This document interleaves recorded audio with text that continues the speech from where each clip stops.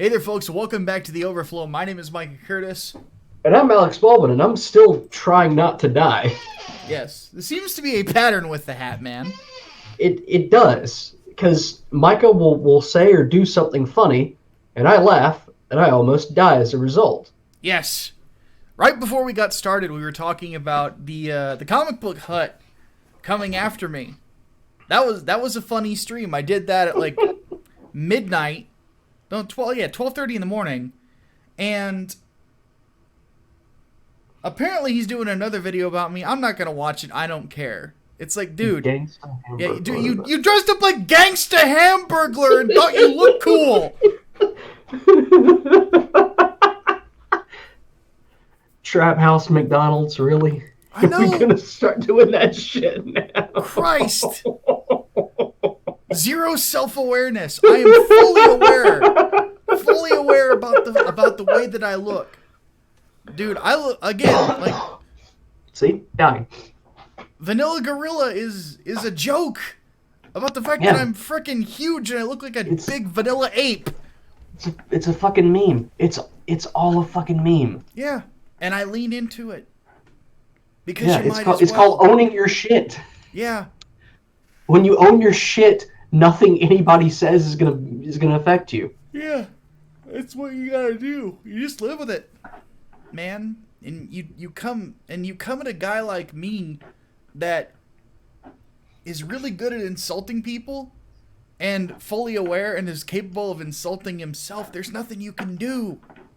Yeah. I might as well have fucking Kevlar on. And what's funny is he was like clutching his pearls about me saying cum dumpster. Then he started bringing my family into stuff. I'm like, dude, you do not get to play Puritan and go that low, pal.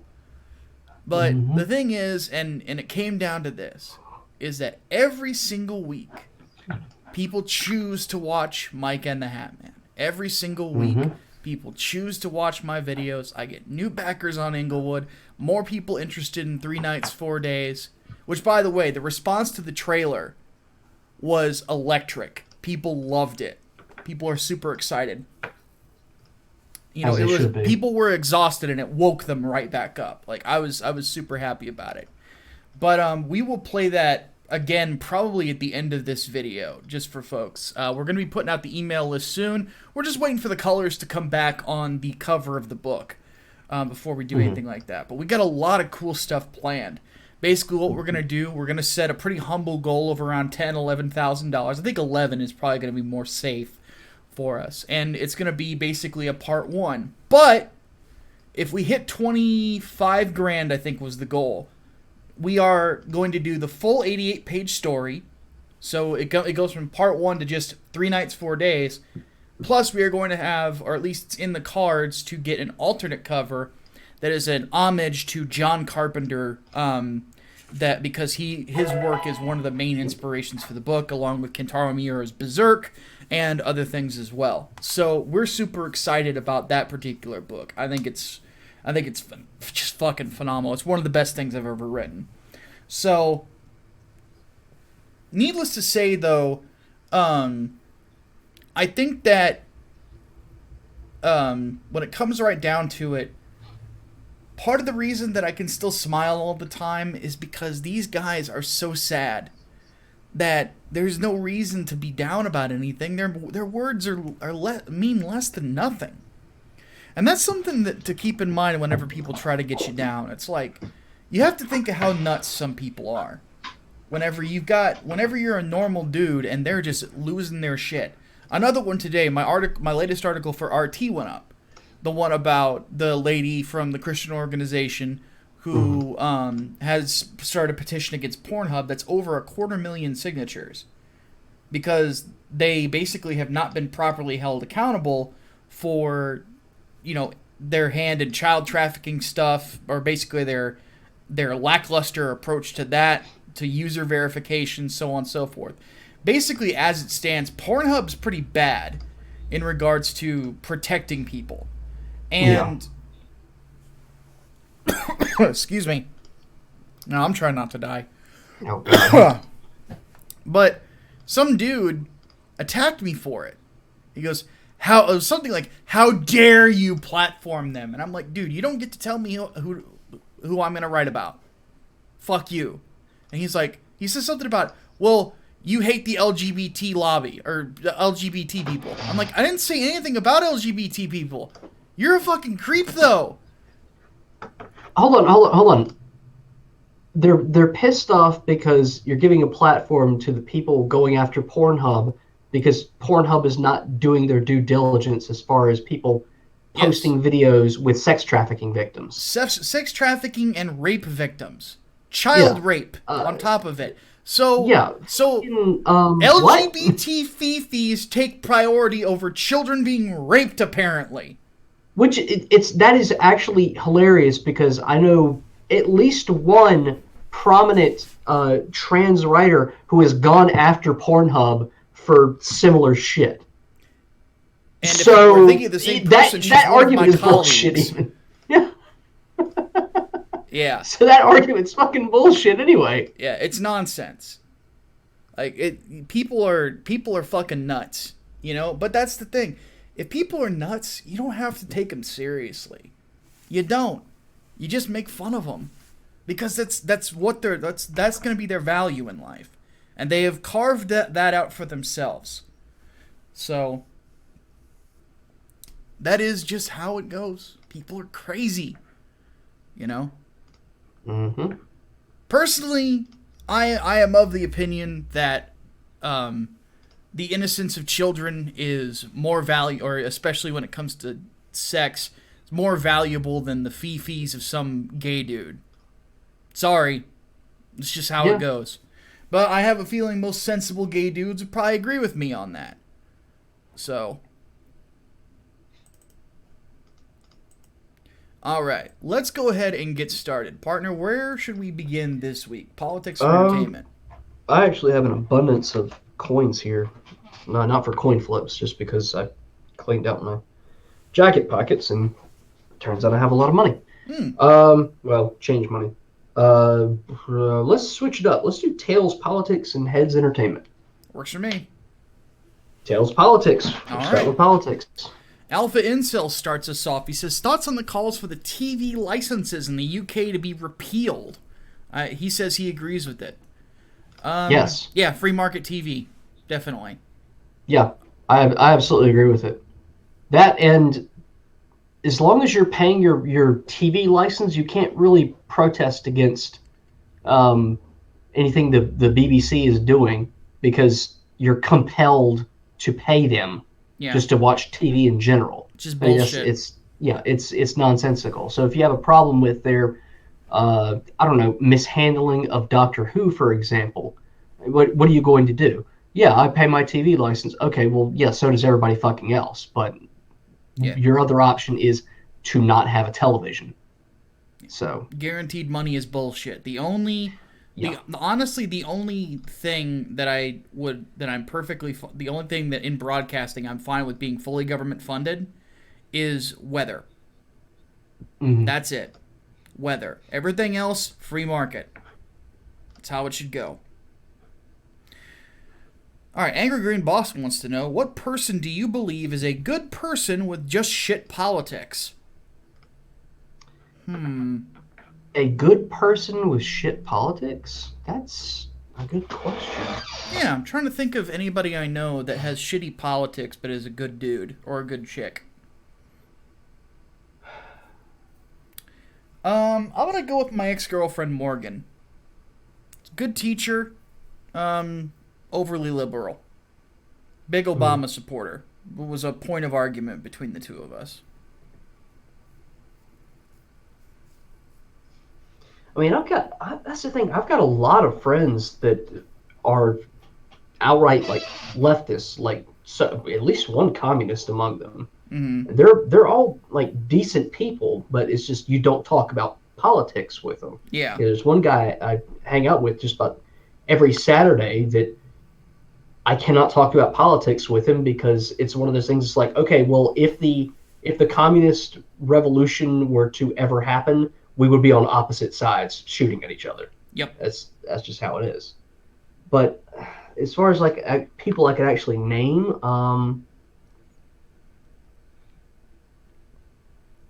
God, I don't know.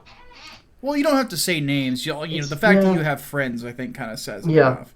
And yeah. that's But I generally think, how it well, that's the goes. thing. I think the question is more looking for like a public figure. Oh, You know, okay. who do we think is a public figure that is a good person but with shitty politics? I disagree with a Um, lot of things that Christina Hoff Sommers says mm-hmm, about, especially on abortion and things like that. mm-hmm, There's a lot of like what I would call the rational leftists or rational lefties. yeah, Brett Weinstein, some other people like that. Joe Rogan.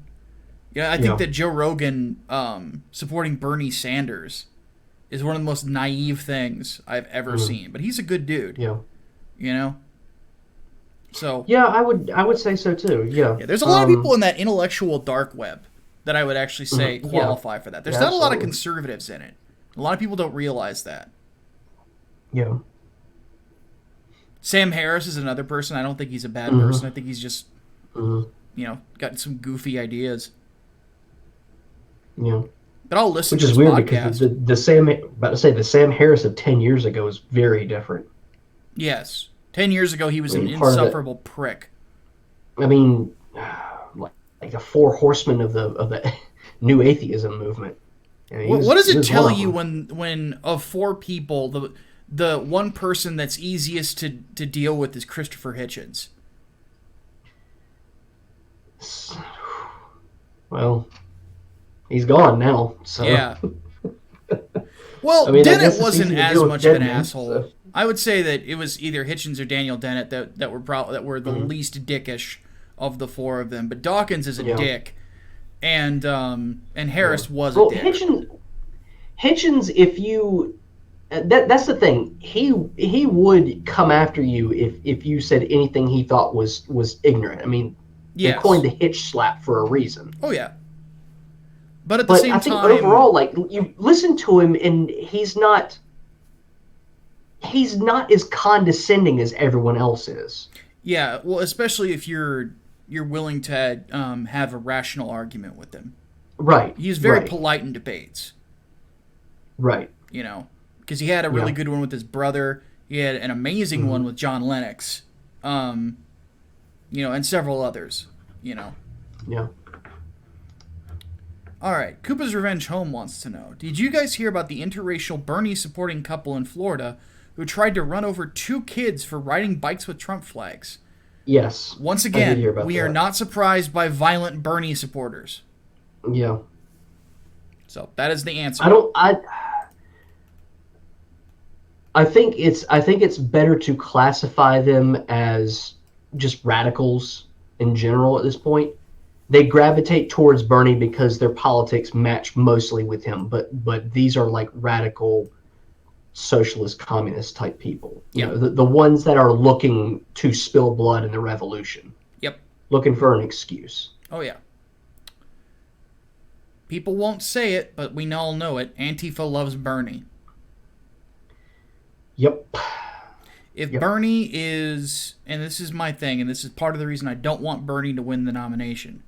If Bernie loses in the general, Antifa will get violent. I think if any Democrat loses in the general, they're going to get violent. But he If would Trump gets be reelected, he would be the worst because he is a oh, communist. absolutely, absolutely, he would, absolutely. I mean, he would decry it. He would say absolutely, like, no, don't take to the streets with torches, pitchforks, and rifles, Yeah. but But there's been do it reports anyway. that behind the scenes, he's fully aware of what's going on and he doesn't give a Hmm. shit as long as he wins. Well, But then again, it's a communist for you. yeah, as long as he wins. Yeah, he's always calling for political revolution. Political revolution. Hmm. Hmm. What does that mean? We all know what that Well, means. But people played ignorant 4 years ago. Now look where we're at. yeah. By the way, we I called it. mean, yeah, revolution is not reform. No. Revolution is anybody who disagrees gets lined up on a wall and shot. Yep. Anyway, let's move on. Yep. Let's move on. Oh, actually, that does beg the question of whether or not Bernie will recover from last night.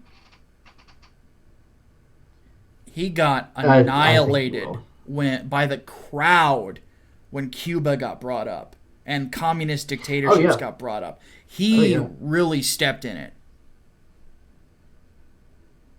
And I have a feeling that was It, the DNC's plan, but the thing is that look, if your answer to questions about communist governments are some good things can happen under communist governments, or Castro had a great education plan, mm-hmm. and then he got mad at the crowd for booing him. And it's like, dude, Castro killed people. Yeah, it's It's easy to have 100% literacy rate when you kill everybody who can't read. you're missing the forest for the trees. I Yeah. mean, He's yeah. he's never found a communist he wouldn't praise. It's like saying, yeah, at least in Soviet Russia The trains ran and on Mao's time. China, yeah, at least in Soviet Russia and Mao's China, unemployment was at zero. Well, I wonder why. Yeah, you work or you die, you know? I wonder what people are going to choose. Anyway, Yeah, it's nonsense. Will Geary wants to know, what will it take for the government to finally defund and leave the UN, as it's been shown the UN is becoming more and more corrupt? I have some interesting predictions. I don't know if these are going to come true. They are probably my weirdest predictions that you will ever hear from me, as rational as I try to be. The first is that I am of the opinion that when when Medicaid goes insoluble and Social Security goes insoluble in the next 4 years, we're going to drop the programs. Or at least one of the two will get dropped. I'm putting my money on Social Security. And basically what they will do is they will say there's an age cap. If you are of X age and older, you will get it. If you are of whatever age, better start putting your money in retirement accounts. That's my call with that. My other call, I have a feeling in the next 4 years that will happen, is that we will defund and leave the UN. I don't think it'd be 4 years. I think it'll take a little bit longer, because you would have to get big time public support on your side. There would have to be a social outcry to get out of the UN, and I think you would need to see, or at least there would need to be more actions that would hit the mainstream that show how incompetent the UN is. Like, for example, response to a crisis. Yeah.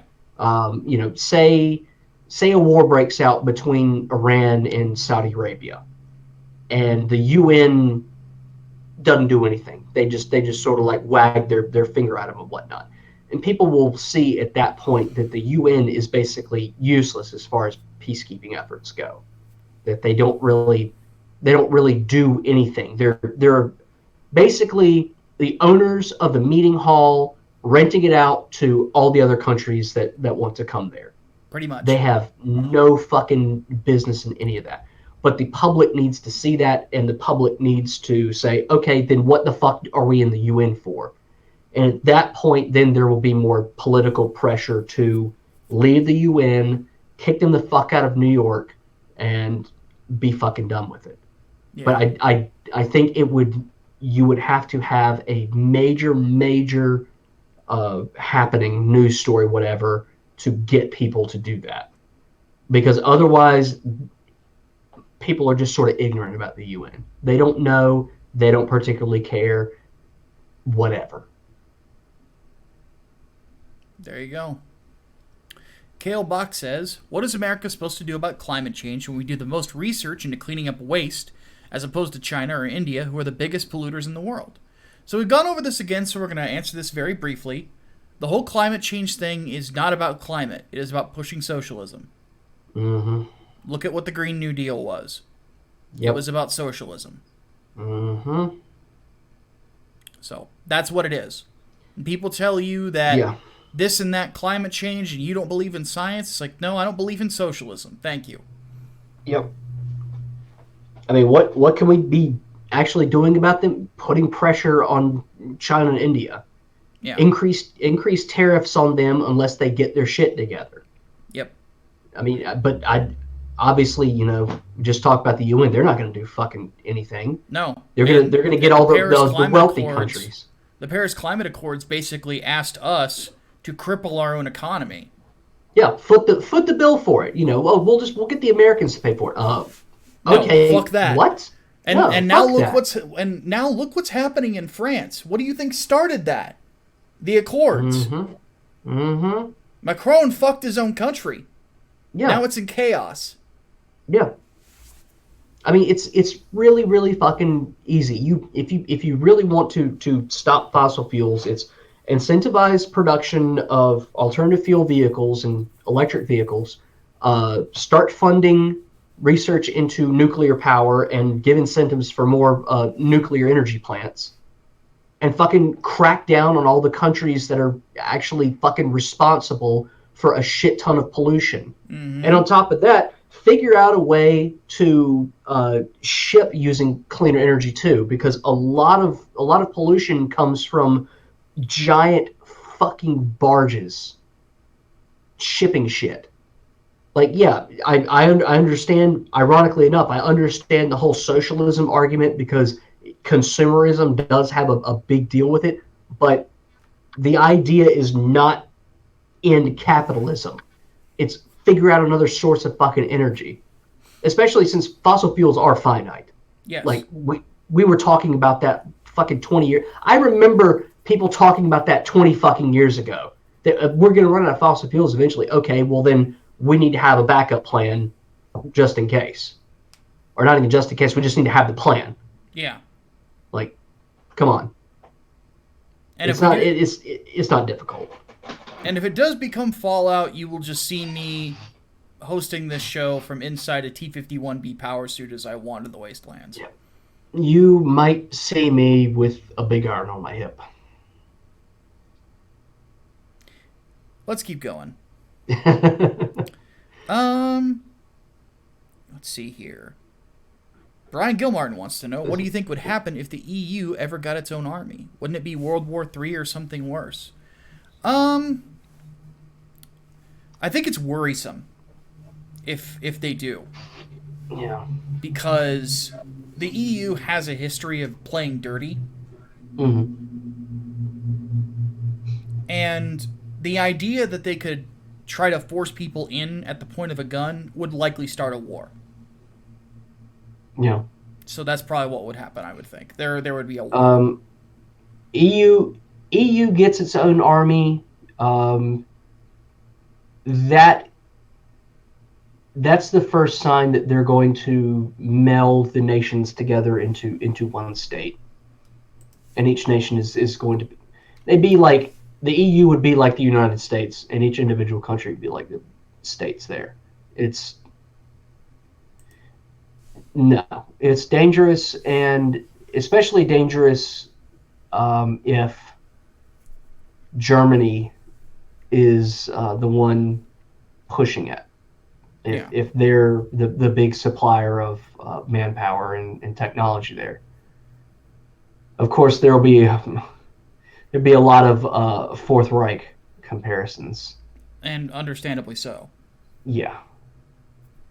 I swear to God, if they do it and then they roll into Poland,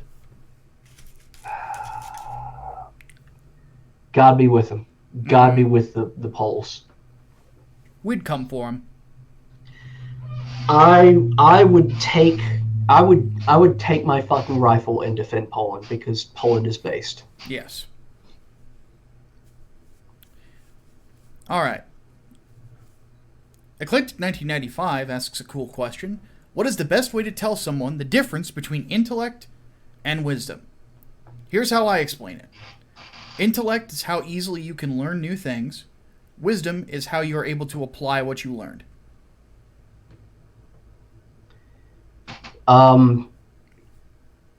Intellect is like book smarts. Wisdom is experience smarts. Yeah. Wisdom is stuff that you don't learn. It's not like information. It's experiences that you draw on from, having lived them or from other people passing them down to you. It's your trigger discipline. Intellect is, exactly. Intellect is just recalling facts, basically, retaining information. Pretty much. Intellect is knowing that fire is hot. Wisdom is knowing that fire will burn you. Yes.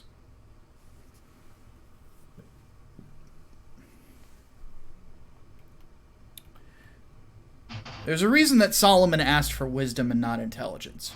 He already had it. Yes. You know? Yes. Melee Brawler says, why are there so many LGBT flags in existence? Because that whole group is a bunch of weirdos. And everybody has to have their own thing, and they're already drawn battle lines. Yeah. Everybody, in my experience, everybody in the LGBT, or not everybody, but a significant portion now, and they're very loud, wants to feel special. They want to get into the umbrella, and that's why, the acronym keeps expanding and expanding, and it's nonsense. It's like they find something unique, and they slap a label on it, pin it to themselves and say, if you deny that I am special because of this, you are oppressing me. I want to get into your social group, your social club. I'm special too. And it's nonsense. I mean, I know a lesbian couple that hates the LGBT community because of that fucking shit. Like, I listened to them rant for about half an hour just on the gay pride flag adding the black and brown stripes. That was funny. I kind of wish I recorded that now. But it's trying to feel special. Wait until you do a deep dive into all the different genders that came out of Tumblr. Oh God! I still have that document and all the fucking flags that came with it. Frost gender, for example. Oh, fuck off. Technogender, which begs the question: can technogendered people get viruses? I don't know, but Domo Arigato, Mr. Roboto. Somebody needs to reboot those fuckers. Anyway. Yes. Let's move on. All right. One thing that I will say, though, is don't let the lunacy of the lobby taint everybody that you know. Yeah, exactly. That as a bad person. Not everybody is crazy. You don't want to be Doug TenNapel. Like, you don't want to be that kind of a hateful fucking bigot, It's just not, not a good thing for you. Like, here's a joke that's based off of how much of a bigot Doug TenNapel is. Hatman, why can't Doug TenNapel go outside after a rainstorm? I don't know. Why can't he go outside after a rainstorm? Because if he sees a rainbow, he'll accuse God of LGBT propaganda. He must really, really, really hate the story of Noah's Ark. Dude, he sees like the gay mafia everywhere. It's with TenNapel, it's kind of creepy. It's like, dude, it's okay. It's okay. I'm sorry, the gay mafia. Yeah. G-Mob. The Mauve Hand. Oh my God! Here I am just don't make my ass look big. Here I am just imagining Tony Soprano wearing like problematic glasses and dyed hair. Jesus Christ. Yeah. Anyway, let's move on. Last question for politics. Holy Ninja Toe asks another interesting one. So Karl Marx wrote the Communist Manifesto in response to the Industrial Revolution. Wouldn't that make Andrew Yang the new Karl Marx due to him being a response to the cyber revolution? Part of the reason I don't like him. I actually think that's a pretty apt comparison. Yeah.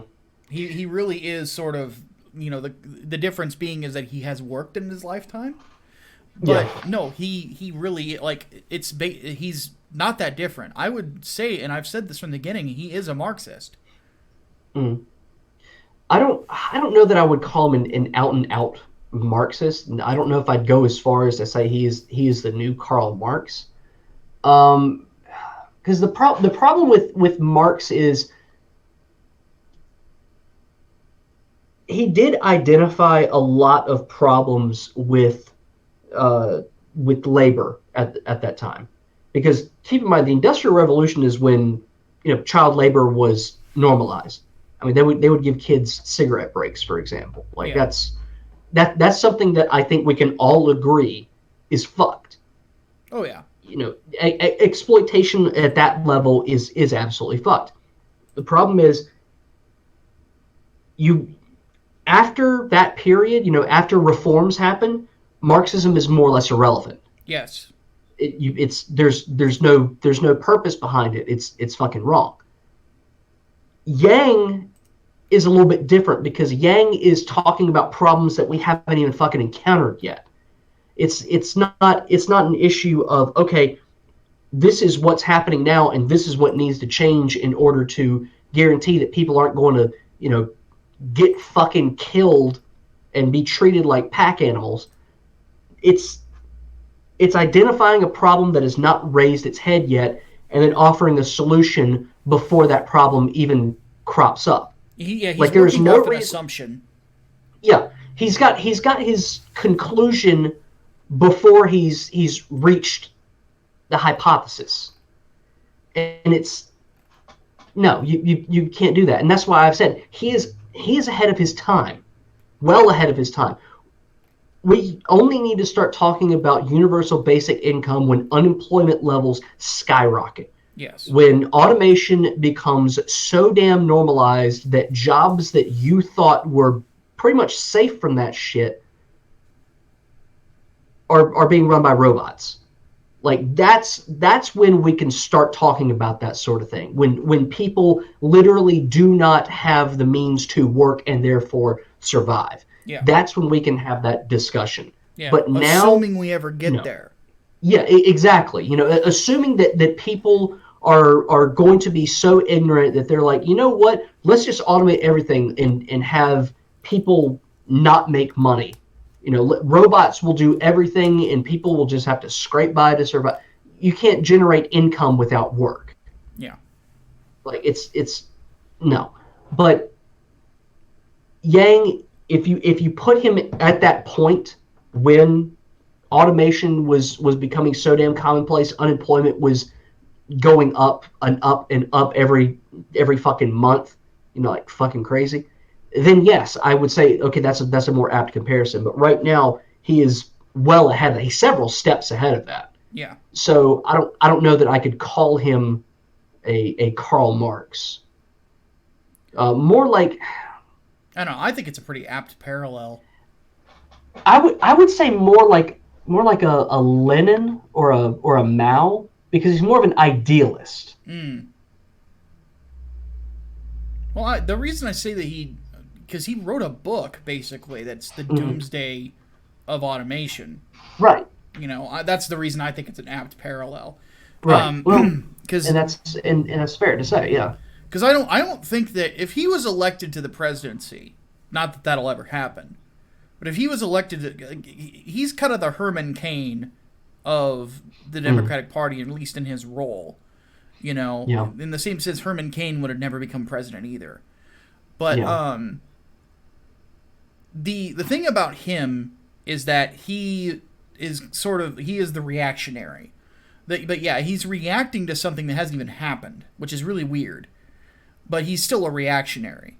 And the issue that I have, of course, is the assumption that there is some sort of a point that we're not going to be able to get past. And it's the same thing that there are some people on the right and on the left who both think that that's going to happen. What's his face? We were just talking about him.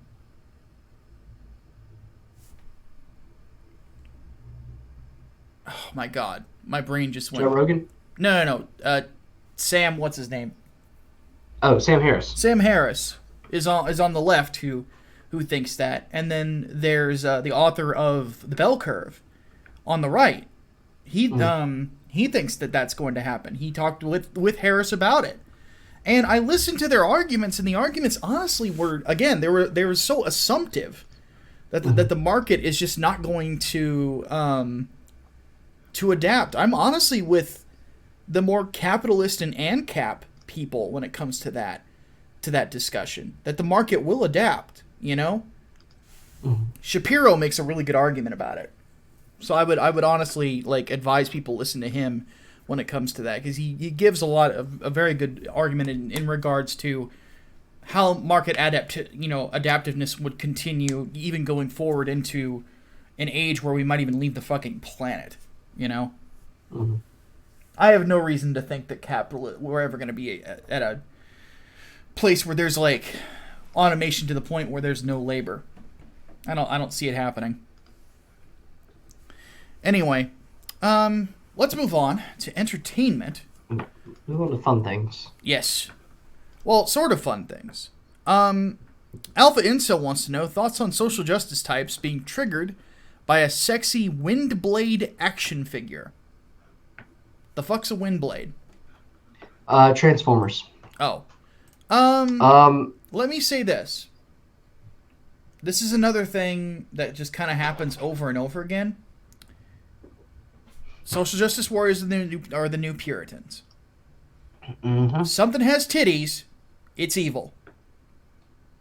That's pretty much it.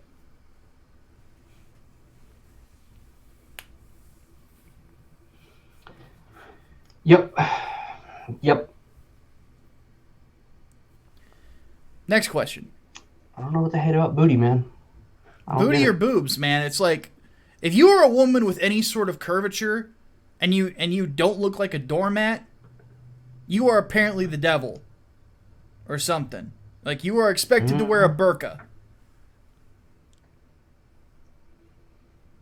Alright, Supreme Atheist Intellect wants to know thoughts on Eli Roth directing a Borderlands movie. Oh, yeah. Heard about that. And Kotaku got particularly upset about it. Of course they too. did, because he made the Green Inferno. Yeah, exactly. Yep. The anti-social justice movie that people lost it. Did you ever watch the Green Inferno? I did. It had probably... It was one of the weirdest movies I think I've ever watched. I've never seen Cannibal Holocaust. A lot of people tell me it's basically Cannibal Holocaust without the animal torture. I've seen Cannibal Holocaust, and I've not seen the Green Inferno. Okay. Cannibal Holocaust is really weird. It's not so much like activists though in Cannibal Holocaust. The people that are filming there are doing it for pure exploitation. They're doing it for profit. Yeah. But yeah, from what I understand about the Green Inferno, it basically plays out the exact same fucking way. They all get killed. From what I've seen, it's pretty much your standard horror movie where everybody dies but one person. But it's got some interesting segments in it, you know. But it had probably one of the most hard to watch, gory pieces of fiction I think I've ever seen. Because basically what happens is a man is dismembered piece by piece, and he doesn't really die until he dies from blood loss. And they get to the fourth limb. Like, it's a terrible way to go. You know, because the first thing they do is they take his eyes. So imagine how frightening that would be. That's one of the worst ways I think you could really die. That's a bit worse than Cannibal Holocaust, because just in that one, they beat some people to death and then cut their limbs off and whatnot. Probably the worst one in that is when they rape this woman and then cut her head off midway through. Yeah. And then just start pulling her to pieces. Yeah. That's about the worst one, but most of that is. You don't really get to see any gore with it. That's the thing. The goriest part of that fucking movie, aside from the literal killing of animals, killing and dismembering of animals, is the infamous scene of the girl with the spike straight through her. Yeah, the whole Vlad the upper Impaler bit. And out her mouth. Yeah. That's probably the goriest scene of that whole fucking movie. Yeah, Green Inferno is pretty intense at points. It has a couple funny moments, oddly enough, but largely can be pretty disturbing. But then again, that's kind of Eli Roth for you. Mm-hmm. You know, that's sort of his thing. But no, I saw Green Inferno because it was basically marketed as like a anti-social justice movie. Mm-hmm. I And remember that. I and remember yeah, that. it was basically a kind of a middle finger to the Mm-hmm. silliness of that crowd and how Mm-hmm. they really just don't get the world. That savior complex. Yeah. And it Yeah. ended up being this really, it's a unique film. I'm not going to say it's bad. I don't think it's bad. I don't think it's great either. It's just over In the top. regards to horror movies that I have seen, it's about mid-level. You know, it's not Jason Goes to Manhattan bad or something like that. It's not that. Oh It's God. not overly mediocre like the remakes or like the remake of Nightmare on Elm Street. You know, it's like mediocre to the point where you hate it. It's not. It's also Mm-hmm. not as good as something that I would say like is the mid-high area, like the Babadook. The Babadook's Mm-hmm. pretty good, but it's not great. It's got some really cool It's imagery in it. it's like a Jason X basically. Sort of, yeah. Like it's got humor to it. It's got some legit horrifying moments to it as well. No, Mm-hmm. actually, I would say Jason X is so bad it's good. No, I would say Mm-hmm. that it's probably along. I would put it along the levels in horror of. Oh God, like the first Human Centipede. It has an appeal to it. Hold up, hear me out. Hear me out. Hear me out. Hear me out on this. It has an appeal. It has legitimate Okay. disturbing things. It has a weird sense of Mm-hmm. humor to it. And in the broadest strokes, that's where I would put it in regards to overall quality. It's a 6 and a half out of 10. You know, you'd never catch me See, comparing it to something like The Thing or Prince of Darkness or um what's it? Or Hereditary or Black Mountain Side. You know, like that see, you'd never see me do it that. sounds to me like you're describing House of a Thousand Corpses there. It kind of has But some I think how, similarities to that too, I think. but I think House of a Thousand Corpses is way better than Humans. Human Centipede. Part of the humor of that just comes from the ridiculousness of This the is the situation situation. and just how some of the people react to it. Like, you're a sick man, you need help. I bust a gut laughing I know, like when the she acting is fucking so said bad that. at points in that That's movie. it's so fucking funny. Well, and that's the thing. You're right. It's not intended to be that funny. Yeah, I think that Yeah. I wouldn't say Jason X. I'm trying to think of like a horror movie that has a sense of humor but is pure but can be downright mortifying. Um Evil Dead. It's kind of like that. Evil Dead's the Hmm. better movie, but I was gonna it's say getting there. I I was would gonna put say the Texas original, Chainsaw Massacre and some too. people are going to be like, Micah, you motherfucker. Hear me out. The first Evil Dead. The second Evil Mm. Dead is like top of the heap. It's one of the best horror movies of all time. The Mm. first one's not as good. Yeah. But then again, Raimi I'll had go more in of a with you on budget that on the one. second one. I'll go in with you on that one. And then Army of Darkness is just That's a comedy. that's totally different. Yeah. That's what, and Army of Darkness is one of my favorite movies ever. Yeah. So, but yeah, as for Eli Roth directing I could talk horror movies all day, but Yeah. on Eli Roth directing a Borderlands movie, you know, I'm interested because he's a gorehound and Mhm. Borderlands is a gory game. That's not the game I would pick for Eli Roth to direct. You know, Mm-mm. that is not what I would pick for him. No. Mm-mm. I would be interested in an Eli Roth Resident Evil, That would be interesting. like as a series. Like what I would honestly Roth- love to do. Like Resident Evil. I'd love to see a Resident Evil series that John Carpenter is the main producer of, but you have each episode directed by a different person, and you just call it Raccoon City Stories. And they're different stories that go on around Raccoon City during the events of the game. If you could get John Carpenter and Eli Roth together, I think that'd be a good combo for like a Dead Space movie. Yeah. Eli Roth directing and John Carpenter producing, and John Carpenter doing the soundtrack. Oh yes. Oh yes. I'd buy the hell out of that. As far as Borderlands, though, I don't give a fuck. I never liked Borderlands. Me neither. Y'all know how I feel about Borderlands. I've said it plenty of times. Yep. So, no. Crystal Hydra wants to know, how would you write a crossover with the MCU Avengers in the Monsterverse? I don't know if I would.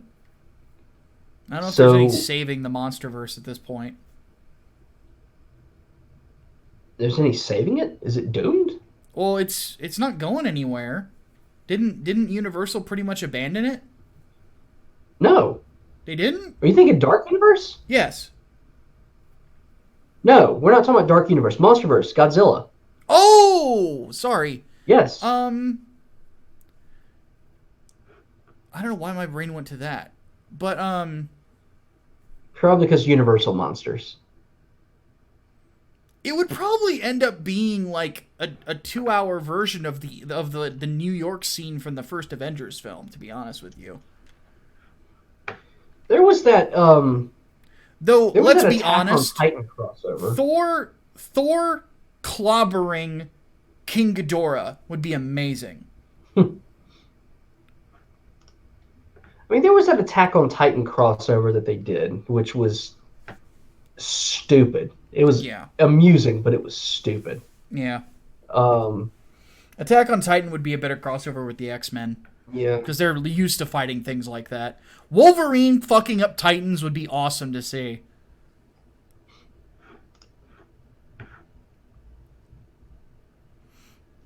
Yeah, I don't know.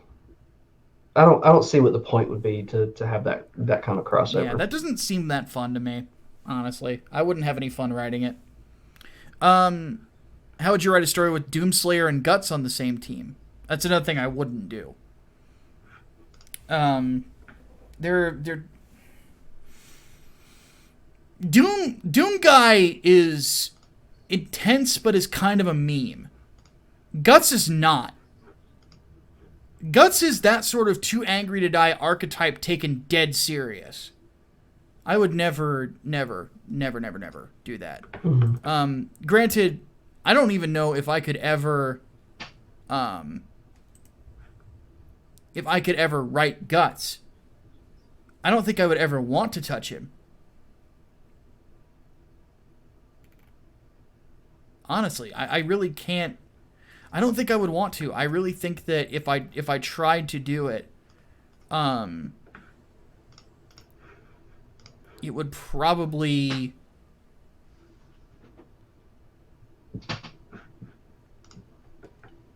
Yeah, I couldn't. I don't think I would ever want to touch Berserk. I really don't.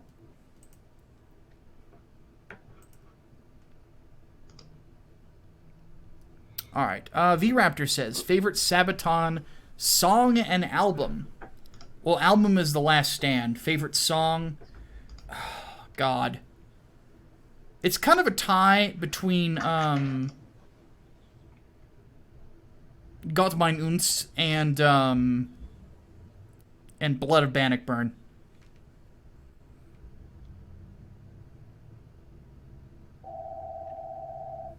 Ring's phoning.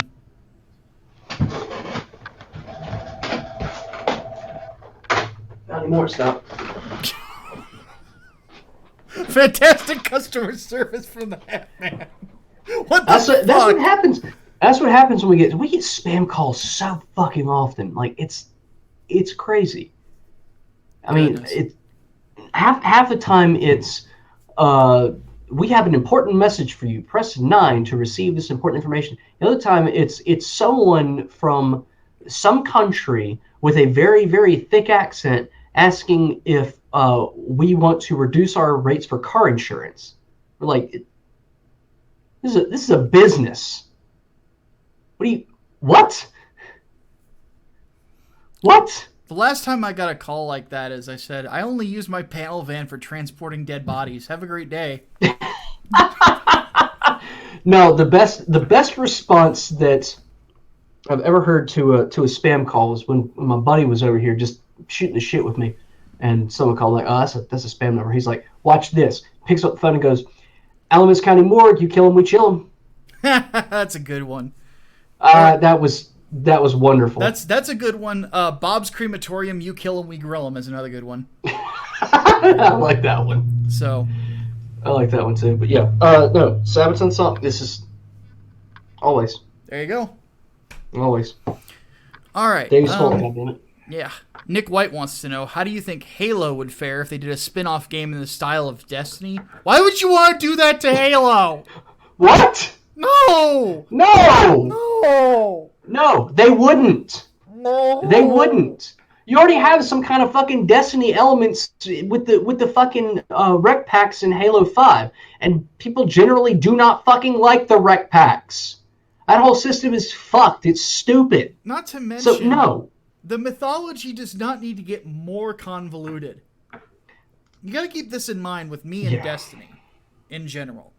The first time, I have only played 2 minutes of a Destiny game. It was for free on the PlayStation Network. I downloaded it, and I fired it up, and immediately the opening cutscene is this artsy-fartsy bullshit saying that in the third age of the cleric of Nottingham, the concubine of time, blah blah blah, I was lost immediately. I'm like, who is this? Why is this? Why the fuck do I care? Stop using words that mean nothing to me. I'm like, this sucks already. I closed the game, I stopped the process, I deleted it from my hard drive. I've never played it since. Destiny sucks. Yeah, I do not fucking like Destiny. Everyone has told me, oh, you need to play Destiny 2. Destiny 2 is so much better. It fixes everything that was a problem with the first one. I don't give a shit. I literally do not give a shit. The first one lost my interest so damn much. And it wasn't even all the lore and shit either. The gameplay too. It just, you needed a fucking fire team. And if you dropped in and they were like already way far along in the fucking level, you're fucked. Yeah. I don't like the idea, and it goes back to Borderlands too. I don't like the idea of not being able to play a game by my fucking self. If you do not have a proper single player experience, your game is fundamentally fucking broken. Yes, I would agree completely. All right, Damien wants to know, do you find it disappointing that the Thor films have been lacking heavy metal? The third one, yes. The fact that they did not play Twilight of the Thunder God is a huge mistake. Like, if you're going to use contemporary music, The Immigrant Song is good, but they used it one time too many. At the final bit on the bridge, you should have played Twilight of the Thunder God by Amon Amarth. Because it's literally about Ragnarok. Jesus Christ, man. Alright. Brian Gilmartin wants to know, have we ever watched any Tokusatsu shows? I.e. Power Rangers or VR Warriors? If so, what are your favorites? I was a Power Rangers kid. I was not. I was actually forbidden from watching Power Rangers growing up. Ironically enough, though, Beetleborgs. I was able to get away with that. That's hilarious. No, I was a big when I was a kid, I really liked it. I think that around the time I kind of lost interest is when they started substituting the main cast. I was always a Tommy Oliver guy. But so I came back for like so many different fucking series. That's true. Though. But when like Kimberly got substituted, and then Zach got substituted, which oddly enough substituted by Johnny Young Bosch. I just kind of lost those are the characters I was invested in. So once they started taking off, I was kind of like, all right, I think I'm done. So not to mention I was getting older. It really was a kids show. It was a kids martial arts show. But if nothing else, it did convince me to take a few karate classes. So yes, for those of you who are wondering, I do know a little bit of it, but not much. I don't like it. I don't like the stance. It's very back foot heavy, and like you have to retreat a lot. I will say that I credit it for my counter punching, because it helped me with that kind of movement. But I'm much more a boxer. I like boxing a lot more. Muay Thai's fun too, but my roundhouses are trash. Anyway, Let's see here. Waistcoats wants to know, have you seen the pictures of the heavy metal scene in Botswana? They seem pretty cool. I have not. Okay.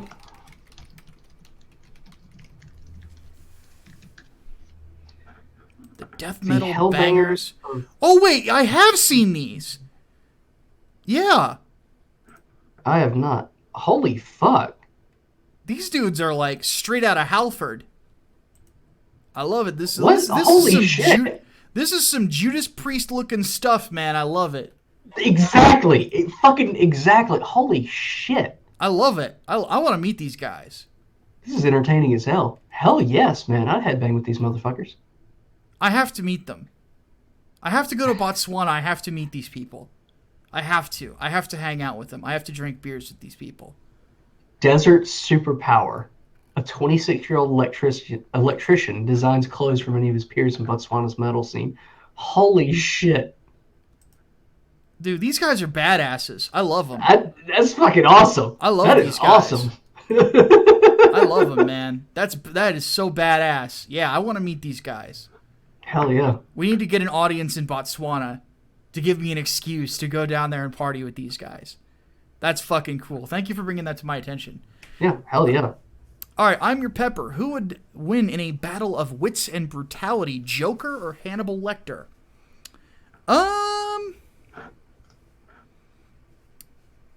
That's an interesting one. Because I think that Lecter would be fascinated with Joker. And I don't think Joker could outsmart him. I don't, because nobody outsmarts Hannibal Lecter. Lecter's weakness is Clarice. And I don't know how Joker would figure that out. I don't know how that would go, to be honest with you. It'd be interesting to write. For sure. Because in my opinion, Batman should have a Hannibal Lecter. Mm-hmm. He really should, but he doesn't. And it's kind of annoying. And if I ever wrote Batman, I would give him a Hannibal Lecter. You know, I would give him somebody who is a complete and total psychopath, but is his intellectual equal. And not somebody who pretends to be his intellectual equal like the Riddler. Legitimately his intellectual equal. The closest I think you could get would be Ra's al Ghul. Yeah, it'd be Raish, easily. Yeah. So, but who would But win in a he's battle not of quite wits and at the brutality? level of psychopath, though. Yeah. I would say, well, I'll answer them both, is when it comes to wits, Lecter. Brutality, Joker. Mm-hmm. Yeah, absolutely. And, well, even then, with wits, it depends on what iteration of the Joker we're talking about. Yeah, if it's I mean, if it was Heath Ledger's Joker, I think you could probably give the edge to him. I think that's just true. He was a better planner. Unpredictability. Yeah. Yeah. Well, the unpredictability of his actions, too, would confound Lecter. Yeah, absolutely. Whereas Phoenix's Joker, I don't think you would have too many problems with. Mm-mm. But No. that's because it's No, Joker very early straightforward. on. Nicholson's Joker, I think he would probably convince him to do something idiotic. Mm-hmm. Hamill's Joker would be a bit more of a wild card. Yeah, It could go either way. All right, but it just depends. Yeah, Eclectic wants to know: in the golden age of comics, there were so many genres, but as time went on, Cape Comics dominated the market. Why is it that superheroes largely took over U.S. comic books? They were just more popular. Like they just, it's the hero's journey resonates with people naturally. Because it's a reflection of our own trials and tribulations. Yeah. That's why superheroes, are so popular. We see ourselves in them. Yeah. I think also because of the comics code, a lot of the like murder mysteries and the really out there comics had to start abiding by that. And Cape Comics superheroes really had easier time with it. It was a whole lot easier to depict, good triumphing over evil when you have a paragon of good there, as opposed to, whatever. And and that's a big fucking reason why, because that was what the 40s and 50s once that got introduced, and it basically killed that market up until, God, what, 20, 30 years ago? Yeah. Yeah, I mean, go look back at like Tales of Suspense and shit like that, and see, how that ended. I mean, it was almost overnight. A lot of that shit was terrifying. A lot of the art on those old comics is fucking terrifying. Mm. But yeah, I would say Comics Code had a big deal with it. Yeah, I would agree. We got a few more questions. Jesus, it's gonna be a long episode. Leonardo Juan wants to know, why do so many Twitter Purians try to say they're a fan of something when they're not? Instead, they're using it as a disguise to attack nerd culture. You kind of answer your own question. That's basically it, is they're just looking for power. Ultimate Agent wants to know, with Didio gone, do you think that the pre-Flashpoint universe will come back? Like Batman, Wonder Woman's relationship, Tim Drake, and Stephanie Brown. There's a lot of debate back and forth. I still think we're getting 5G. And I think that 5G is going to tank DC's market. Mm-hmm. I got into an argument with Hardboiled about this. He thinks that they're going to bring back the post-crisis stuff. I think that they're going to do 5G, and even if it is an alternate universe, it's still going to fail. It's going to fall flat on its fucking face because people don't want it. And the next thing that will happen is they will have lost too much money. And then they will get auctioned off. No, I think that DC is in its dying stages.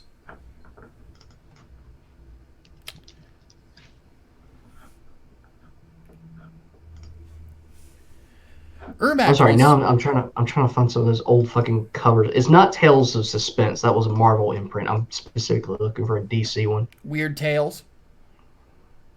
Might be Weird Tales. Anyway, Ermac wants to know, how would you write the question, the Vic Sage question specifically? I would write him like a conspiracy theorist. Yeah, he'd be very similar to how he was in I would like him in a lot like he was in JLA, honestly. Let's see here. Holy Ninja Toe wants to know, have we watched One Punch Man? I watched 2 episodes, and I understood what the gimmick was, so I didn't watch anymore.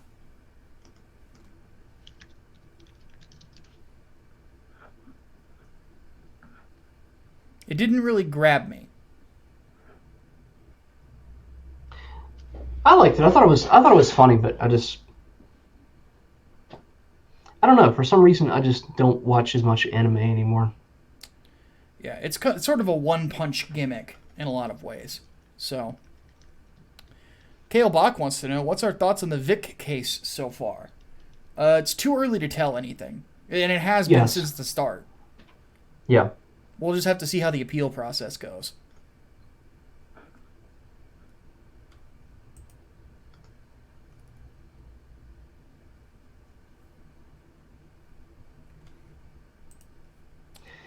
Yeah, I'm with you there.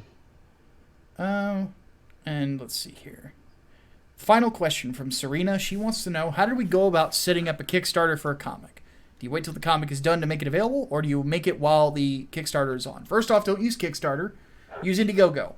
Indiegogo is a much better company. You get a better cut of your own earnings. Anyway. So... maybe it was Suspense Comics. Might have been. But here's the thing with it. There's 2 types of Indiegogos for comics. There's one that gets started when the comic is pretty much done, and then, or is going to be done by the time the funding ends. And those tend to ship pretty quickly, and they're basically to offload something that somebody already put an investment in. They're trying to get their money back. The other type is basically proof of concept, which is what Englewood was. We had proof of concept. We threw it out there on Indiegogo, and it made its money. And we made enough money to ship it out to people and to build an audience. So that's basically the two types. And the difference that I would say is that you could approach it either way. There's no right answer there. Some people prefer it one way, other people prefer it another way. My thing is to set the proper expectations. If it is your very first comic, I would be honest with people, say you're not going to have it done for 9 months. Because that's about how long it's going to take us to have Englewood finally finished. But the next book, probably about half the time, maybe a third of the time. And it's going to be a bigger book. But it's because, again, you have a team that's never done comic books before. But anyway. So yeah, there's no right answer. There's no wrong answer either. The one thing that I would say that is the wrong thing to do is not to have the whole thing properly budgeted. Because we ran into it, and then there was a guy today who went by the YouTube name Critius, who fucked the dog on his campaign, and now he was like 30, 40 grand in the hole because he didn't budget properly. Good God. Yeah, and now it's getting bought out by Pocket Pussy. That crazy asshole. That's not a situation you want to be in. No. Because it destroys a potential career. Mm-hmm. And I personally, he said he was CG. He kind of turned his back on War Campaign. I had one interaction with the guy. I don't know what to say about him except for the fact that he should have been smarter about it. So and I hate to say this about him because I would hate to say it about anybody. He's basically become a what not to do. And that's basically it. Is that you got to make sure that you're budgeted properly. That I think is the most important thing. Mm-hmm. So, because everything runs on money. Yep. Yeah, weird mysteries is another one I'm thinking of. Crime, suspense stories. Yeah, it's like Golden Age horror comics basically went out the fucking door when the Comics Code came in. Mm-hmm. Well, it is that time. All right. Well, before we take off, though, there's something we have to do. Is there? Yes. Like we said, now we're in the process of getting the mailing list set up for this. But we want to show you guys something rather awesome. Ooh. And that is the trailer for 3 Nights, 4 Days. So bear with me for just a second while I get this set up. But basically right now the colors are being worked on by our colorist for the cover. Our colorist's name is Edgar. He's very good at what he does. And I'm curious to see how it's going to look, to say the least. So let me pull this up real quick.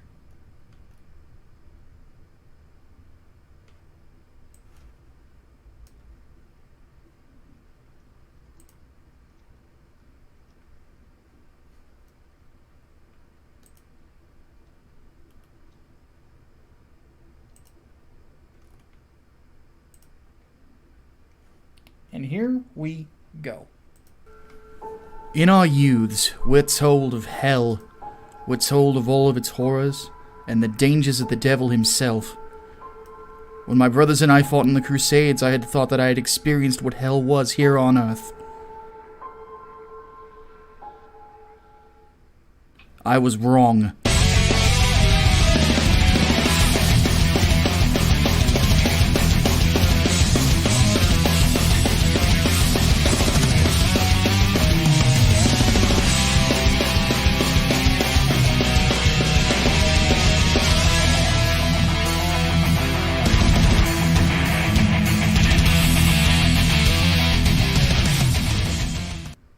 coming this April to Indiegogo.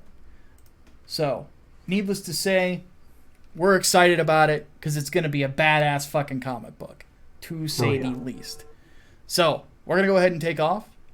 Just to let you guys know, podcast is actually going to be moving days. We're going to be moving from Saturday to Friday. Friday night. Yep, Friday nights at 5 o'clock Central Standard Time. You get to come back from work and dive right into the podcast with us. So we get to start off your weekend with fun. Yeah. All right, folks. We are going to go ahead and take off, though. We definitely appreciate you guys for your generosity, for being fans of ours, and for watching the show every week. And it's going to be an interesting new thingamabob. Yeah, to say the least. All right, folks. Yep. We're going to go ahead and take off. My name is Micah Curtis. And I'm Alex Baldwin, and I'm not dying right now, or for the foreseeable future.